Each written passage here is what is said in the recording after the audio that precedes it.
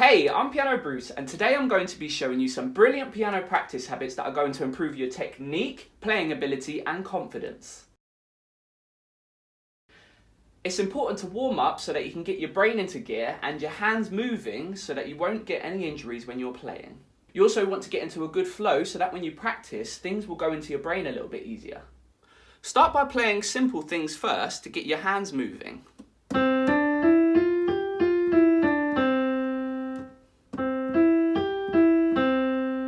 And practice with both hands.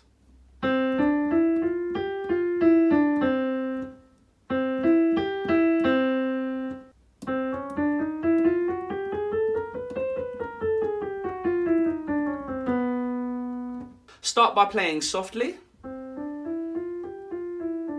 then get louder as you go.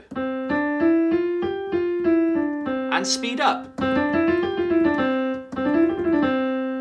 Spend this time trying to correct your posture and putting your hands into the correct position when you play. And not letting your wrists drop, not letting your fingers extend too far, and sitting the right length away from the piano.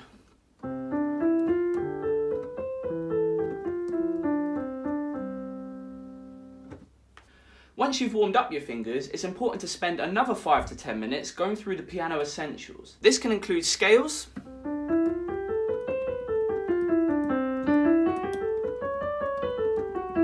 arpeggios, or it can include rhythmic practices, so you can do stuff like this.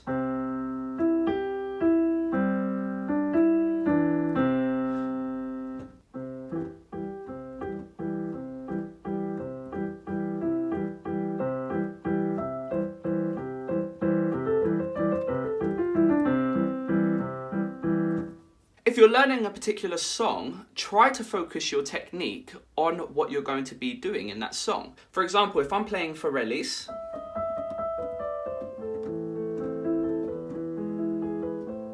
I might want to focus more on the arpeggios on the left hand. So I can focus on changing that shape anywhere. And try to play the chords that you would play in that song, because then you get more comfortable. Still maintain your focus on playing correctly, because this is just an extension of the warm-up. You can't expect to do anything well unless you have fun. If you have a song or two that you find fun to play them and enjoy it. This will give your brain some excitement to get you through the tough bits of practice.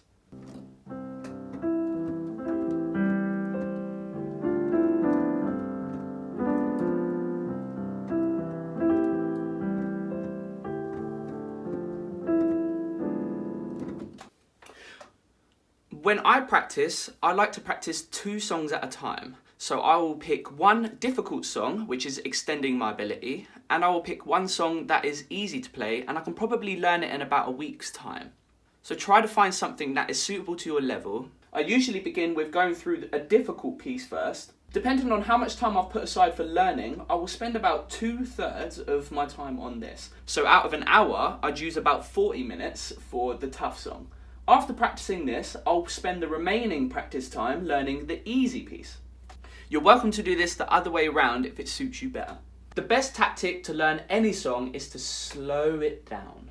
Slow it down to a point where you can play it confidently without making mistakes. That could be going down as much as 1/4 of the speed or even 1/8 of the speed. Then over time, you're going to speed it up so that you upgrade your level. You can do this in 2 different ways. You can play it just by feeling, or you can play it with a metronome.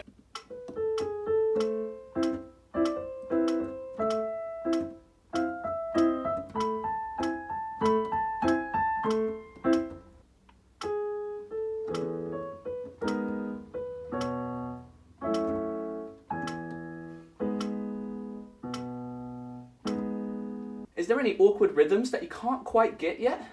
Hone in on those parts and figure out what your hands should be doing on the most basic scale. What notes match together and what notes play by themselves. I work them out and I practice it until I can't get it wrong. So if I was doing this part, I know that these 2 play together, and then I'll carry on, and then I'll press these 2 together. So I do it again, and I slow it down. I stop before I play the notes together. And then I flow again. And then I work on the little flows in between, so I can go.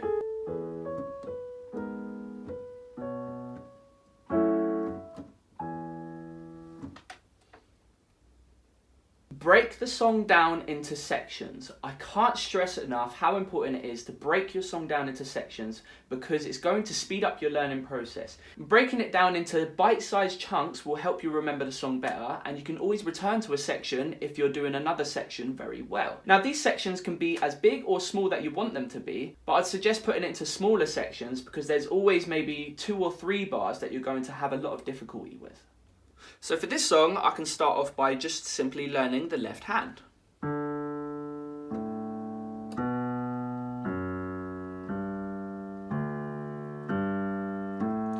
And then I can learn the right counterpart to the first section.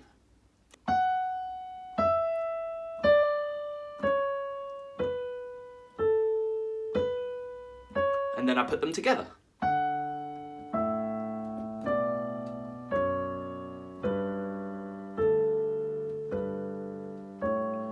And then I can practice another section that goes with it. So I know that this part is a difficult part, so I'll only break it down into, and then I'll break it into another bar, and then stop, and then I'll work on the next bit. So what I would do is I would break it down into these 2 bars,